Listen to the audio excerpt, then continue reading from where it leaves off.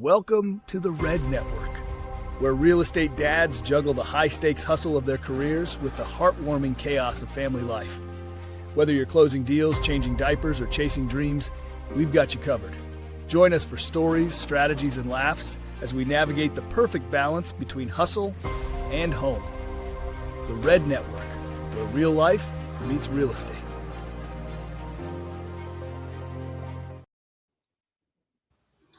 Welcome back to the R.E.D Network. Today's guest knows Middle Tennessee like the back of his hand, not just the neighborhoods, but the paint colors, the windows, the roofs, and of course, the real estate market. Since becoming an agent in 2017, Matt Bogosian has closed over 200 transactions and racked up more than $125 million in sales across Williamson County and beyond.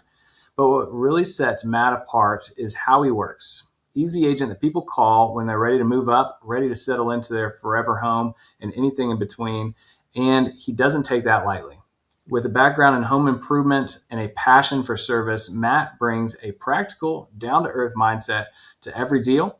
He's not afraid to get creative when the market calls for it, whether it's finding hidden gems, solving sticky problems, or making sure his clients get max value for their move. Matt is all about listening first and guiding with experience. He's also a content machine with over 450 videos on YouTube, helping folks understand the Middle Tennessee market and lifestyle. He's not just closing deals. You'll find him mountain biking, hitting the gym. We actually go to the same gym, or hanging out with his wife and two sons, or cruising around his motorcycle. So lots to talk about in this episode. Matt, welcome to the show. Thank you. I appreciate that. Absolutely. So, Matt, we've known each other for a little while, got some mutual friends, go to the same gym together, see each other every now and then. For those who aren't as familiar, tell us a little bit more about yourself. Yeah. So, I mean, really just in a nutshell, I grew up in the Northeast in Massachusetts, and I came down south to the University of Tennessee for college. What'd you major in? What'd you say? What did you major in at UT? Well, it was a Bachelor of Arts and Sciences in economics. Which is how you got here today, for sure. Yes. That was, at one point I was like, okay, what am I doing well in? And it was like economics classes. Okay, well, let's just roll with that then and get out of here. Just check the box, man. Let's graduate. Yeah. So from there, I met my wife, and she is originally from Columbia, Tennessee, just south of here. Mm-hmm. And that got us here and just kind of started working and eventually ended up in real estate. So how'd you meet your wife? We met in college. The neighbors behind me, she was friends with them, and they had a party. And I just remember, I'm like, who's that girl?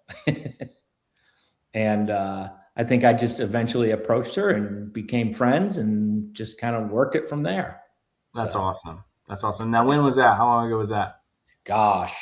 So I'm 47. It was 1996 to 2001. Okay. When I was in college. So you were there during the national championship years? Yeah, it was awesome. I got to see Peyton play, and oh my gosh, I can't believe I can't think of his name. T. Martin. T. Martin, yes. Yeah, national champion. That's great. That was so awesome.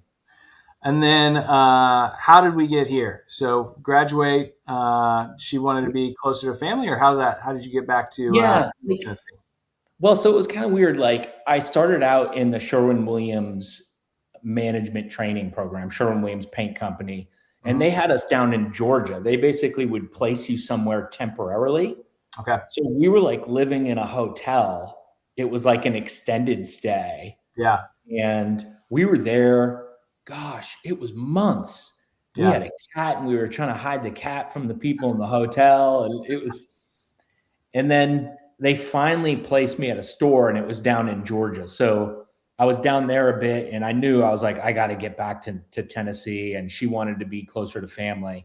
So I eventually got a store in Nashville and did that for a while.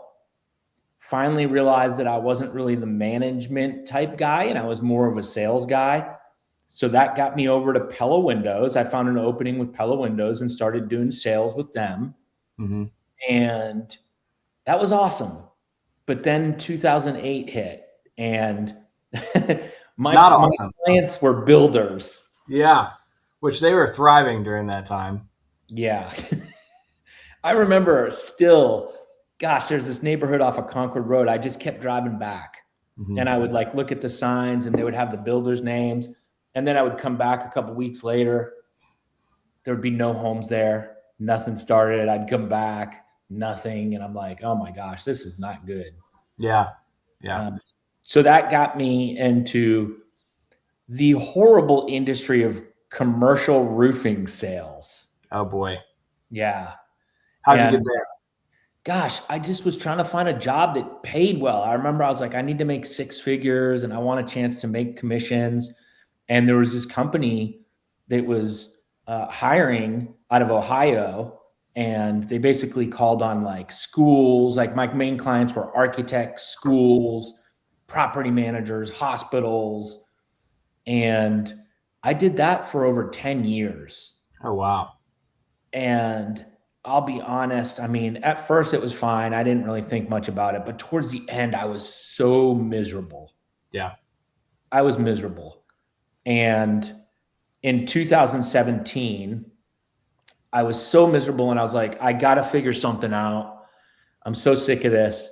My back's against the wall. I can't do this anymore. So I sat down and I started doing like a brainstorming session. And I'm like, what do you know how to do? And I was like, paint. Okay. Paint. Homes, that kind of thing, windows. Okay. Roofing. And I learned a little bit about residential roofing while I was doing the roofing thing. Okay. Roofing. You've owned 2 rental homes and you're on your 3rd home. Okay. I wrote that down. Sales, customer service. And then all of a sudden I was like, why am I not a real estate agent? And, it clicked, and I'm like, I'm going to be a real estate agent. And I remember I got up every single morning at 4 a.m. to take the course. Mm-hmm. And it took me a little bit because that just sucked. And it was so boring. Yeah, it was not. What's funny is realtors are typically a different type, different personality type. And that class and that course does not fit that personality type. It was tough. Yeah. It was tough, but I knocked it out and I went up to Nashville and took the test. And I remember it was like multiple choice. Mm-hmm. I didn't know the answers, but I could figure out what wasn't the answer and like what direction they were trying to go. Yeah. And somehow, I don't know, I passed it on the first try. Test taker, genius. Yep. And, so then after that, I was still employed with this roofing contractor, and it went against I never would have done that in the past, like have 2 jobs, but I finally said, I need to do something for me. Mm-hmm. And I need this and I need to make this work. So I basically was like, you have got to figure out how to get to 6 figures as quick as possible with this real estate thing. And I started working it. I started just networking, videos on Facebook, just going at it. And then finally, this was after probably 7 months, the roofing company came to me to let me go. And I'd never been fired before. Yeah. Because they found out I was doing real estate. Well, I had $85,000 in commission in the pipeline. I was like, here's your laptop. Thank you. I got to go. See ya. Yeah. I got a closing. See ya. Yeah. And it was cool. Me and my boss had a beer. Yeah. And it was the best feeling in my life. Finally, I'm free. I got enough business. Now I don't have to worry about them. And I am off to the races. That's awesome. And what year was that? When were you, hey, full-time real estate, this is it? I got to look back. I can't remember I think it was 2017. But they might have mixed where I started the test midway 2017. And then the year that I did that was 18. Okay. I've got to look back because I get that a little mixed up. But it was right around then. And the lesson that I learned from that I try to tell people, especially young people that come in and they're like, we want to try real estate and this and that, and they're scared. I really had my back against the wall. Like in my mind, I was like, this can't fail. I cannot go back to this roofing thing. Yeah. I have to make 6 figures, not failing. Yeah. Burn the boats. Yep. Man, Oh man, I was mowing my yard, listening to every single podcast about being positive, about motivation, anything I could. Yeah, just to keep pushing forward, keep moving on. It seems like you've had a level of success since you started with real estate. Yeah, it's been pretty good. Like the video thing was just awesome. The video thing I started way back in 17 on Facebook. Yeah. I don't know what sparked me to start it. Like I think I was digging into all the podcasts and all the YouTube stuff, and I was seeing other realtors like in California doing it. Yeah. And I just decided to do it for some reason. I don't know why. I don't have a background in video. I don't have a background. Like I'm not really well spoken. I say a lot. But yeah, it was just something I decided to do, and that like really propelled my career like quickly. Yeah. Well, and it's content, and I think anybody, and you're way more into this than I am, but I think anybody that's in that world will say it's more of like consistency over perfection. Like I don't need the perfect one video that's going to get me 1 million clients. I'd rather have just 1 million videos, and eventually that one, if you do anything enough times, it's going to be hard to be bad at it for that long, right? Yep. And then if you can have that consistency, then it's what people think of you about. Like that becomes your brand, and then you can take that consistency, and then you can create what you want that personality to be as far as for your avatar of what type of clients that you're attracting. So it's really more that consistency over time versus, okay, I have to be perfect, and this has to look like it's a movie quality, and really just put out some content. And I've noticed with real estate, like you have to be a good real estate agent, and it's hard to just be a good real estate agent right away. I mean, you have to go through a lot of experiences. Yep. There's not like, I think you would agree with this. We can teach stuff, but it's hard to teach. Like, how do you react when an agent picks up a phone and calls you and says something about your offer or something like that? Like, you just have to learn those things as you go. Yeah. There's no substitute for experience in some cases. No, but it's interesting. Like to get clients the traditional way, you just need to try to be in front of them as much as possible. Right. Like, hi, hey, how you doing? Be at the poker game in the neighborhood, just as much as possible. It's like, it's almost like a game. It's crazy. Like I see a lot of agents that I think are the way better agent than me, but they're just not out there enough, and they don't get nearly the amount of business because of that. You got to stay top of mind.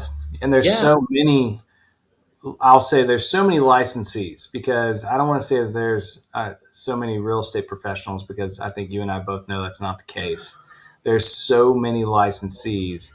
And the tricky part that we're running into right now, and my wife and I were talking about this at dinner over the weekend, it's become increasingly difficult for the public to be able to tell the difference, because everybody on social media looks like a top agent and looks like a top producer. And, social media and all of that can make things look differently. And I just saw a stat not too long ago. I think it was 90%. I'll have to go back and look. I think it was 90% of real estate licensees did not do a single deal last year. Something crazy. 85, 90% didn't do a single transaction. So then now you've got 100% of the people putting out content and talking about the market, branding, maybe doing some open houses or YouTube videos or things like that. And 90% of those people didn't do a deal. Yeah. I was saying that to a friend this morning, and I'm not knocking this, because you got to do it. And I mean, I did it at one point. I said, it's crazy. You'll see a lot of people, agents on Facebook or wherever, like putting out market stats, like you said, or doing videos like they're at a house or something, But come to find out, they've not done a deal in a year, and it's like maybe someone else is listing. And I mean, to tell you the truth, think about that. To go a year and they're still doing that, that's pretty good commitment. Yeah. I mean, for me, I don't know like how long I would have gone before I changed course. That is one thing. Like, I do think if you're an agent out here listening in like whatever you're doing, blog posts, monthly poker games, or videos, like if something's not working after a certain period of time, sometimes you got to change directions and recognize. I mean, I'm still doing the video because I'm still getting calls and it's working and it's worked for me, but it's not going to work for everybody. It's not. It's like you got to find what you're good at. And I mean, how would you say you primarily got clients in the past?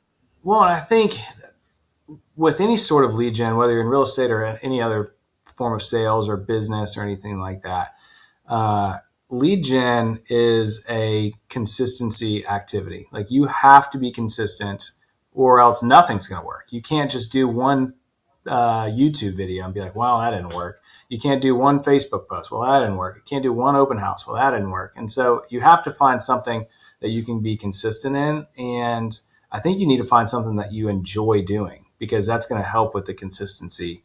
I tell the joke all the time. Whenever I was in personal training before I was in real estate, I'd have clients that would say, Jason, you're a trainer. What do you do to stay in shape? I lift weights. And they're like, well, what do you do for cardio? I'd say, I lift weights faster. And they would just kind of laugh. They're like, you don't run or anything? I'm like, no, God, no. You see me run, you run too. Something is chasing us. And the point that I was trying to make is that there's people out there that are addicted to running. They love running. And that's awesome. I'm not that person. And so if I'm going to put a program in place for my fitness goals, it is probably not going to be a 90-10 run ratio, because if it's sunshine and rainbows, everything's hunky-dory, maybe I go for a run. It's happened. But if it's a bad day, I don't feel like it. If it's a busy day, I don't have time for it because I don't even want to do it to begin with. It's just on this paper that says I have to.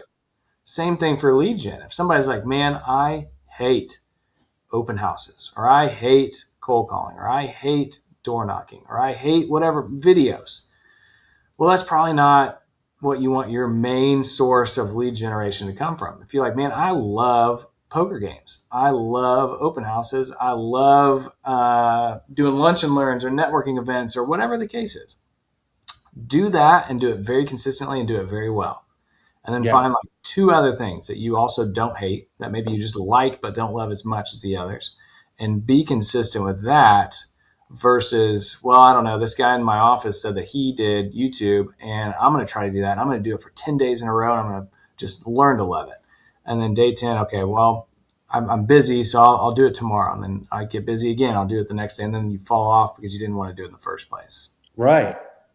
One thing, like, and I try to do a variety of things. You mentioned like find a couple things. So like one thing I love doing, I've got a send out cards account, and I've got Canva. So I've got little templates for cards. I really love making a card for someone that's like, thank you. I just wanted to reach out. I appreciate all the business you've given me over the years, whatever. I make a little card, and then I put a couple brownies in, and it comes in like a little box. Nice. I do a lot of that type of stuff. Like, I love it. I try to tell people, when I originally signed up with send out cards, or maybe I met with a girl that was doing it years ago, and then she sent me the brownies with the card. When I got it and I had that feeling with the box, and I opened it and it had like the card on top, and it was a little bit glossy, and it was like had a personalized note, and the brownie sitting there, I was like, this feels good. Yeah. If this feels good to me, I know people are going to love it. Mm-hmm. So that was like I'm not just doing social media. I'm doing like, I sprinkle in stuff like that as well. And the only problem, and this will be maybe where you can help me. The only problem with the way I do things, like I sat during the Super Bowl with my laptop and did some cards. Ah, okay. I tend to do things too often and too scattered all over the place. Yeah. So it can give me that feeling like I'm always working. Yeah. Yeah. And it's blended together, and that can be Yes. difficult. Yep. And I think for entrepreneurs, period, especially high performing real estate professionals like yourself, it's very easy to, hey, I'm just sitting here anyways. Like, I'll just do these while I'm watching the Super Bowl. And I don't know that that's necessarily bad. Like, there's times where, hey, you know what? I'm not really invested in this game. I'm just, and it really, the game wasn't that great. So it might have been a good time to do that. But like, there's times where that's cool. Our snow days the last couple of weeks, whenever we got completely iced in, there's some times where I was like kind of doing one thing, kind of doing the other thing. Like, some of those things are fine. But I'm a big believer in, and we'll use this as a transition to get into that balancing hustle and home piece of, there's no such thing as work-life balance, in my opinion. Like, this is an opinion, so other people may say, no, that's totally wrong. Just my opinion, there's no such thing as work-life balance, because I believe that if you're balancing these different pillars of your life, then you're not really crushing any of them, right? And so, like, if I was trying to balance being a bodybuilder, a realtor, a dad, I don't know, insert any other hobbies or anything that you could possibly do, you can't really like halfway do any of those and achieve the results that you really wanted to get, right? And so for me personally, if I'm at the gym, guess what? I have a better workout than if I was just to work out at home when I'm like, man, like, I'm answering calls, I'm watching TV, I'm doing the laundry, like, just all these different things. The kids are running around. I have a better workout at the gym whenever I go to the gym. I do my lead gen, I get my work done, I run my business better at the office than I do at home. I can do it at home, but I just don't do it as efficiently as well whenever I'm at home. And because I do those things really well when I'm supposed to be doing those things, then when it's time for me to be dad or coach the kids' sports or be with my wife on a date or like whatever we're doing where it's like the family part, then I can crush that too without feeling like I'm dropping the ball on some of these other things, because one, I did what I was supposed to do when I was supposed to do it. And then two, you got to have leverage. You got to make sure it's not just a one-man shop, in my opinion. I think that over the years, when I've worked after hours or felt bad for some reason and like I didn't have time to do something with my family, it was usually because I didn't do what I was supposed to do earlier in the day or earlier in the week. Mm-hmm. So for me, a huge thing is to knock out a YouTube video once a week. If I don't do that and I'm at like Friday, I'm almost starting to feel like this depressed feeling, like, because I know it's just lingering. I'm like, Matt, it's there. It's like we just didn't get it done. And then instead of getting it done whenever it would have been acceptable to do it, then we have to get it done during times maybe we don't want to do it, or maybe other people don't want us to do those things. And also, like, if we're able to be consistent with doing things when we're supposed to do them, real estate, like, you can make your own schedule, but also like you got to be flexible with it too. And you can put a lot of leverage in place. And I've got a lot of people in different roles to where I'm able to service multitude of clients all over the state and make it feel like my goal is I want to feel like I'm everywhere. But also my main goal is to make sure that I'm a present parent.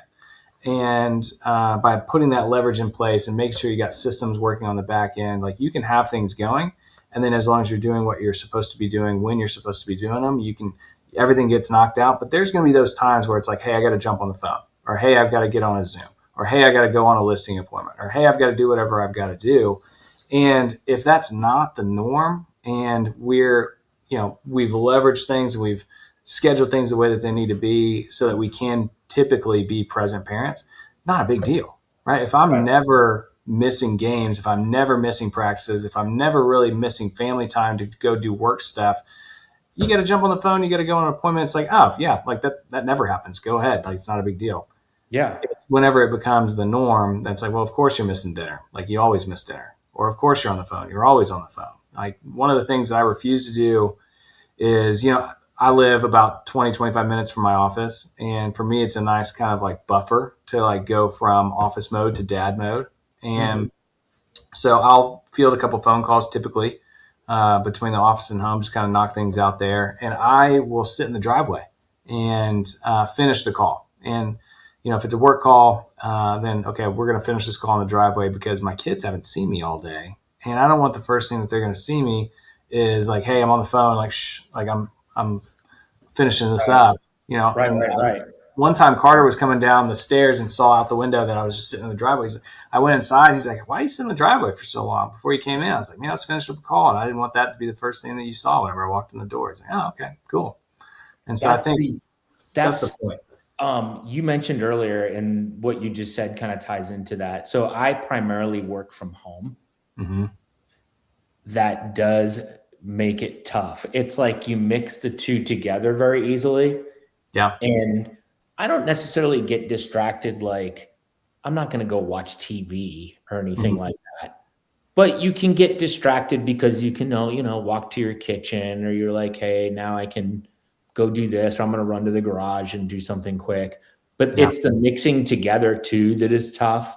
And I've recognized that, and I've thought about, okay, maybe I should get an office or something somewhere to split it up. But then you have to commit to getting an office. Yeah.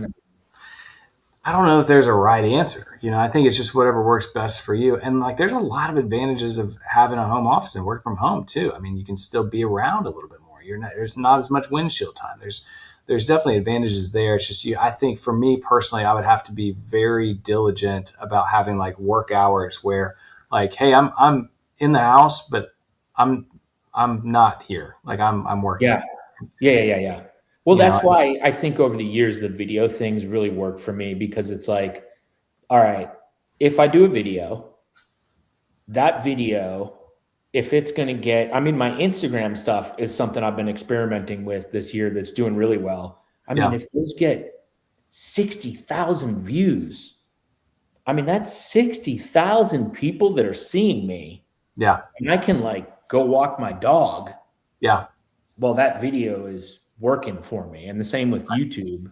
So I think that helps for me in my scenario, but it's definitely still a struggle. It's tough. Well, and I think there's a big difference. And I had this conversation. I was consulting with an agent earlier today, and there's a big difference between having a really great real estate job and a really great real estate business. And the business, like you just said, the business is running on the back end. I'm walking the dog. I'm throwing the football with the kids. I'm, at the beach. I'm doing whatever I want to do because the business is running on the back end. Real estate job, I have to do everything. I have to be lead generating every single day, hunting, or else, we're not going to eat. I have to be showing every single property, or they're not going to be shown. I have to be doing every piece of paperwork, or it's not going to get done. I have to be doing all those things. And then if I don't do it, I don't get paid, right? Like if you have a job and you don't do your job, you don't get paid. If I run a business and I just need to get it done in the way that I want it done, the quality that I expect, right? Yeah. It's tough.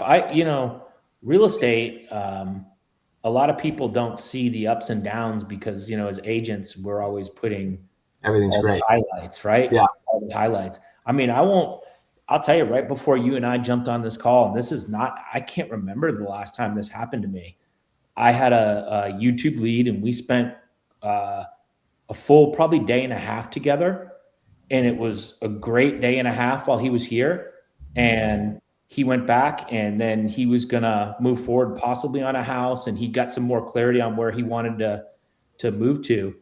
He texted me right before this, and he said it was a long text that said he decided he wanted to move forward with an agent that knew the Brentwood area specifically, like that was primarily working in that area, and that he wanted to terminate the buyer's rep agreement. I'm like, dang. But I'm not letting that it doesn't I'm not going to burn down the whole business now because of it. Right. And just go completely downhill all week. But the point is, there's these little things that happen to us as agents. We're still people, and we're getting these little conversations and things where we're getting chipped away at, that we just have to brush it off and just be like, move I'm forward. fine. Everything's fine. Yeah. And it's like tough. I'm like, really? It's like, right. I would almost surprise me because we've had so many good phone calls and text conversations too. So I was like, what? And a buyer's rep agreement signed. Like we're working together. Yeah. But you know what? I'm not going to, I don't hold anybody hostage. Like if he's whatever, that could be a blessing. Maybe it opens up room, right, for somebody that wants to work with me. Yeah. Well, I think that's kind of where this little passion project of mine came from too. And we were talking a little bit about this before we got on of, as real estate professionals, you just touched on it. There's these little chips here and there. Nobody's putting up the interceptions on their highlight reel, right? Like it's all the good stuff, all the awards, all the closings, all of that. But there's plenty of other stuff that happens like this. I remember distinctly pulling in the driveway of a listing appointment. And as I'm pulling in the driveway of the listing appointment that I was excited about, I got the long text that said the previous listing appointment that I went on, I didn't get. It went with somebody else. All right, well, now I can let that affect 2 listings, or I can brush it off and say, all right, well, that's fine. I now have more time to be able to take this one and move forward with people that do want to work with you. Same thing for fatherhood, right? Like there's plenty of things that just kind of can weigh on your shoulders and kind of chip away at you. And you just got to be like, hey, I'm fine. Everything's good. But sometimes there's, some things that you got to kind of process and go through. And I think that's where like this network kind of came from, of just putting a bunch of dudes that are kind of similar together and be able to say, hey, you know what? Me too. Actually, like that happened to me as well. And that sucks. Yeah. And let me know if you want to get a beer. We'll talk about it. Yeah. It's funny. I was talking to another friend that's probably, I'm 47. He's, I think, similar age. And he's a real estate agent, but we were talking about working out because I told him, I said, yeah, I was at the gym this morning and had a good workout. And he said, oh man, I can't go to the gym. I'm having this issue with my shoulders and elbows. I said, dude, my shoulders and elbows are killing me. Yeah. And then I saw a guy at the gym the other day. I looked across the way and he was digging into his elbow like this. Yeah. And I went up to him and I was like, is your elbow hurting? He said, yeah. Was that me? Because I was doing the same thing the other day. I was just like letting it like hang down, like as I'm like getting off the machine there. Yeah. Yeah. So like I know that's to do with fitness, but it's still, we're all dads and we're all agents and we're trying to work out and stay in shape and we're all got sore elbows and shoulders. And like, I know since I didn't know that you were a trainer before, but I knew obviously you're in great shape. Like those things can affect me. Like I'll start out the day and if I've got both elbows really sore and then I get a text that someone wants to fire me as their agent. Yeah. I'm like, oh man. Yeah. And sometimes like sometimes you just got to restart the day. Like there's times where it's like, all right, I wake up sore, tight, neck hurts, knees hurt, elbow hurts, whatever. Get into a meeting, maybe it didn't go the way that I wanted to, get the text. Maybe that's not the text I was hoping to receive.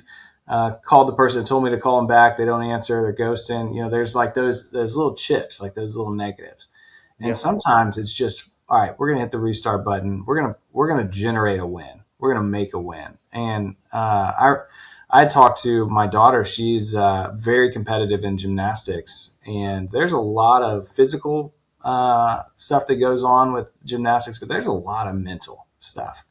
And I had told her, I was like, sometimes you just need to find a win. You just need to create a win. And winners win, and winners feel crappy when they're not winning. And you're a winner.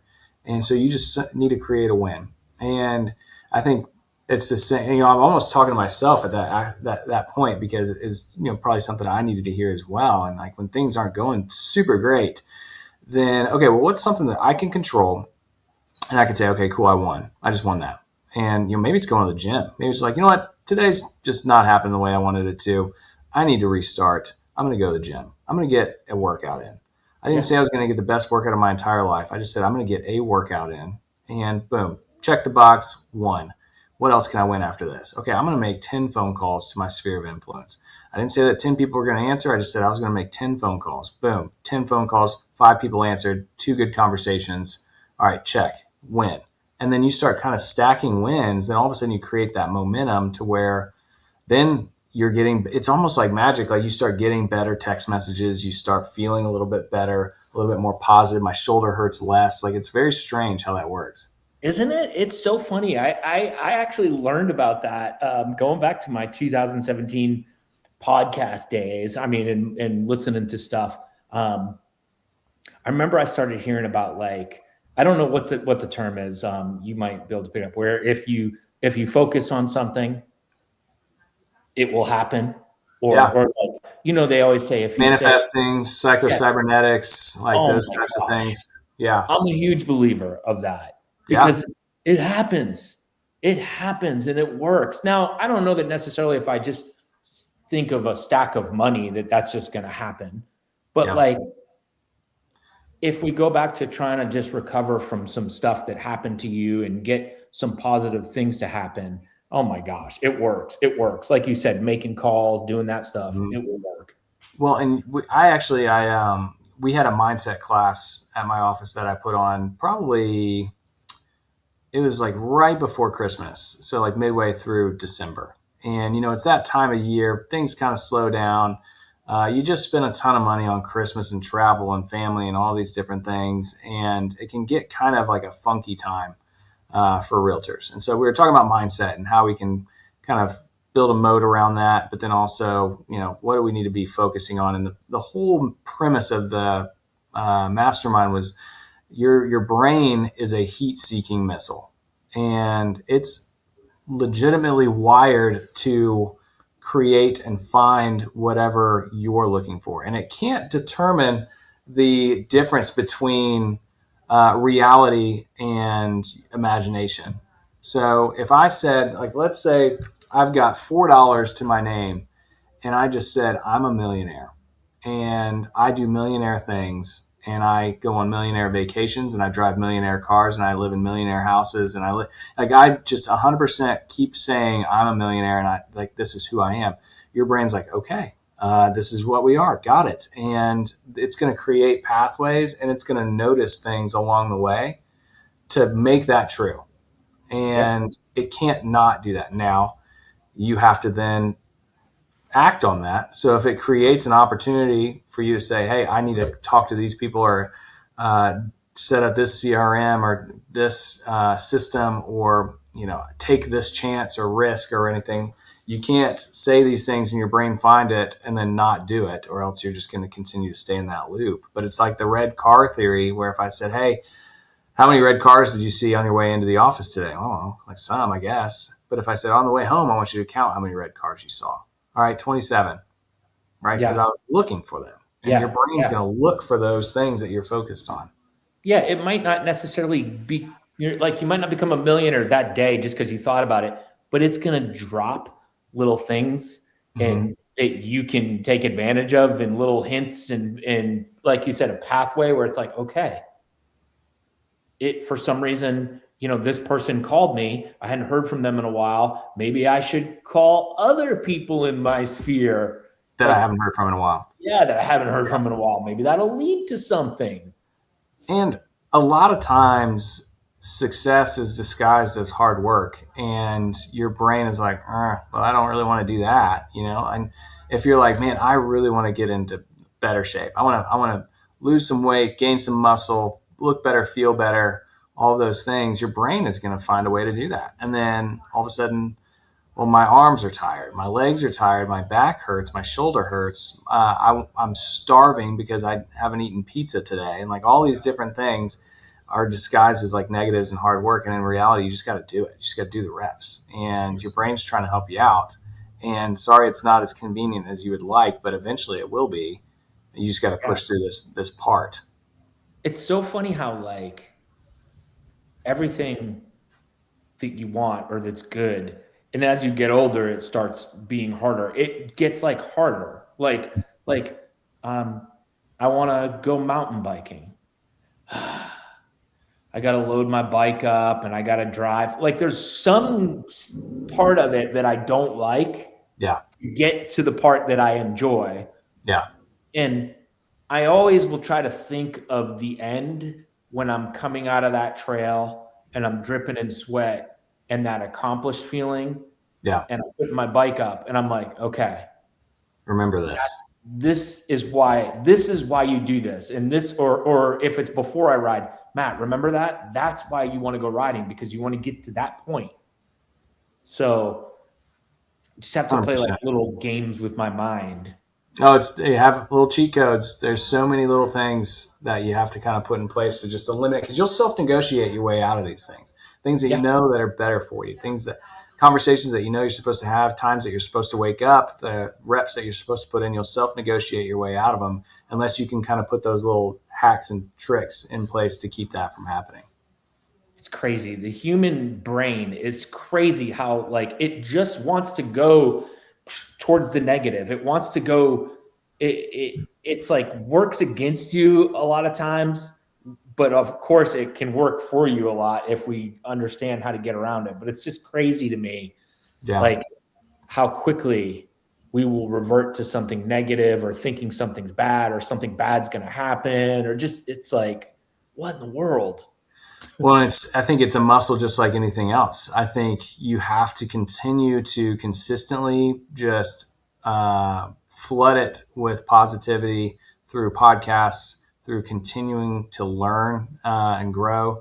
Audiobooks, I listen to audiobooks all the time, especially whenever I'm working out, that are going to help me.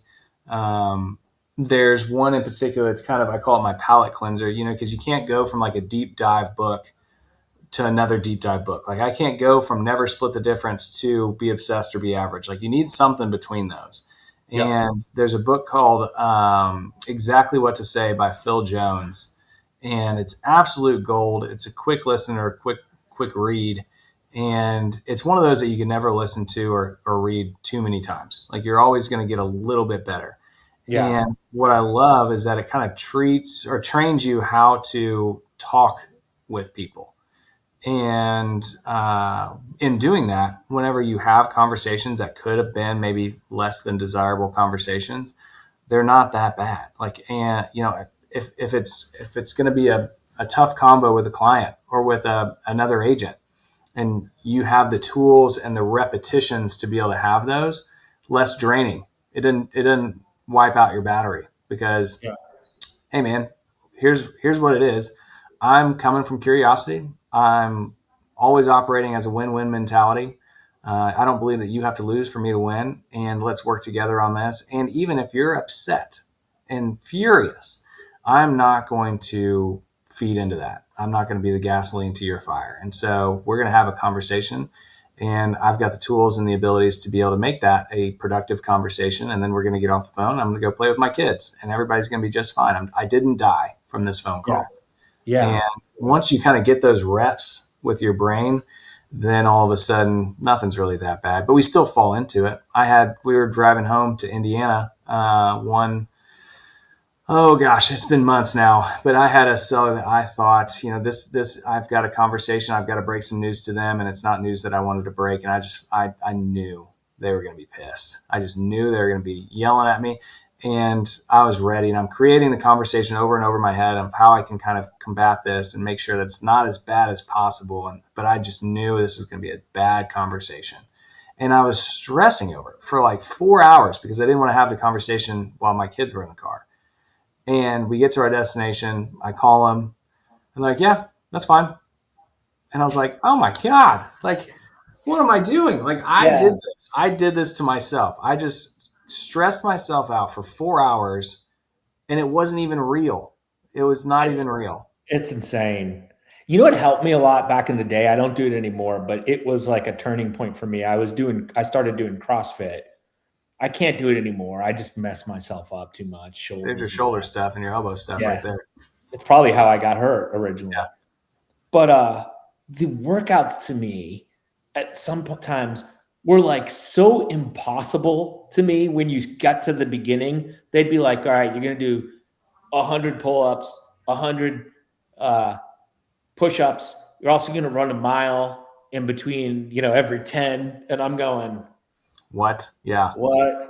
And I just like learned the, you know, the chipping away at each section and don't like think about how horrible all of it's going to be. Yeah. And I do feel like my mind got a lot stronger after that. My body obviously couldn't keep up.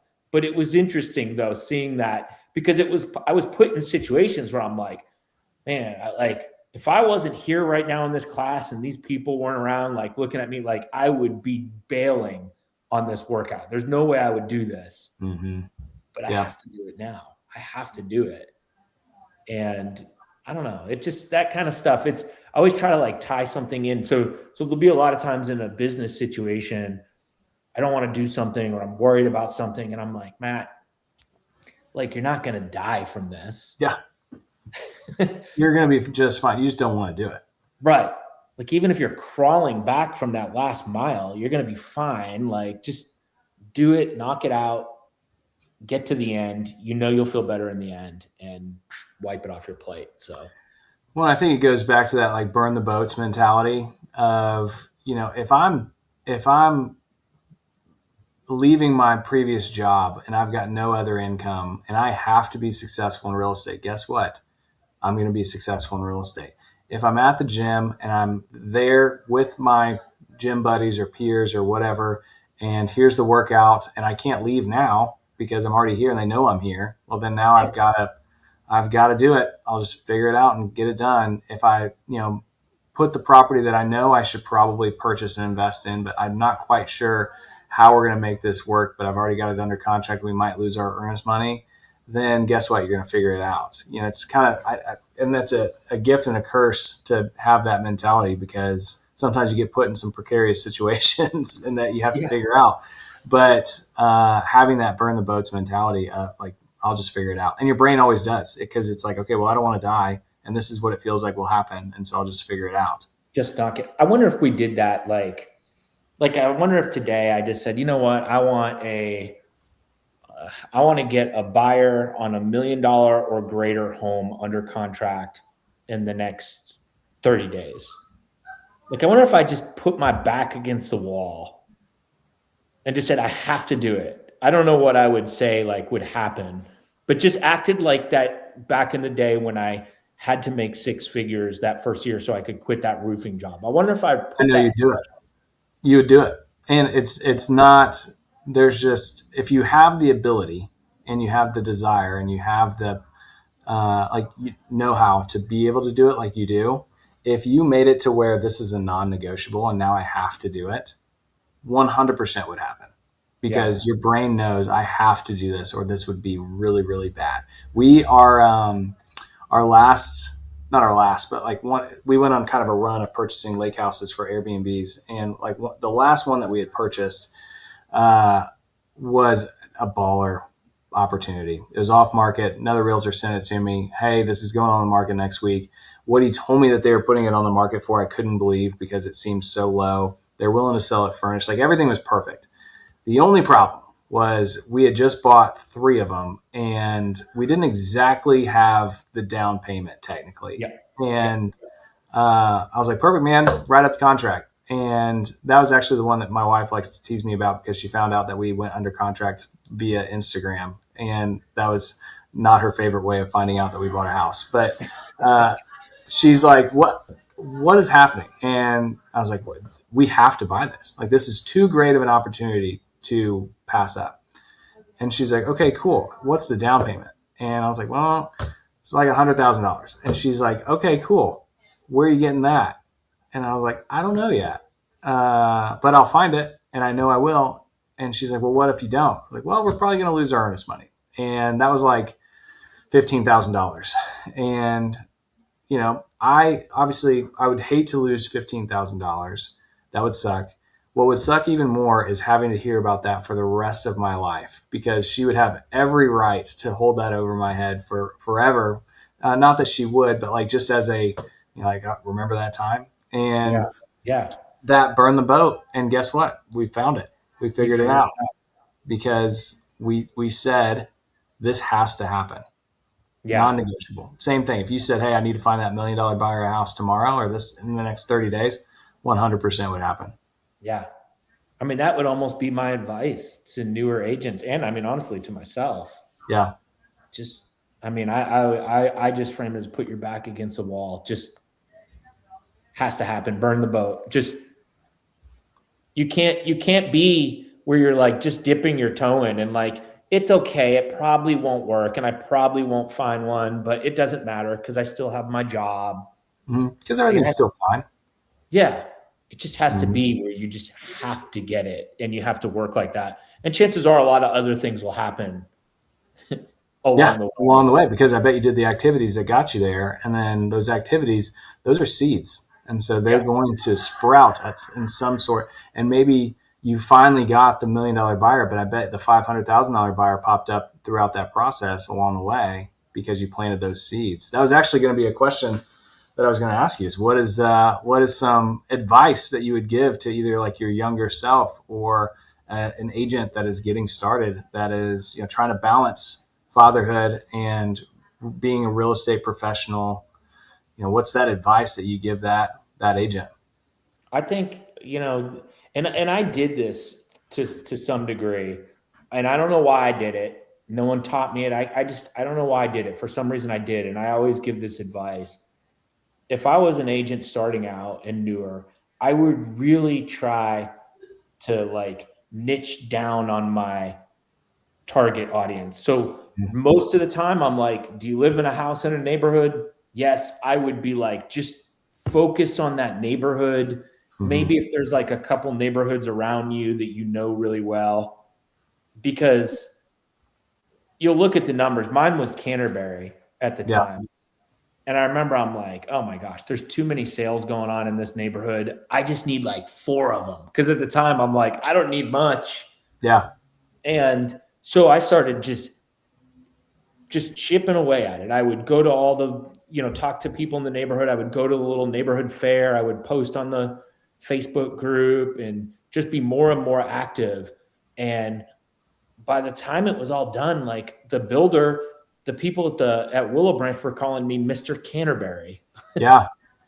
So it's just so much easier to become an expert and conquer a smaller area if you're a new agent.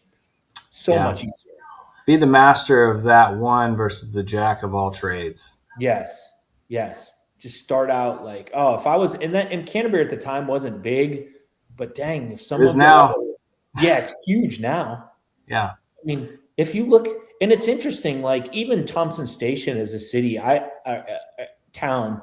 I looked at the numbers and like on average in Thompson's Station, there's about 450 transactions per year.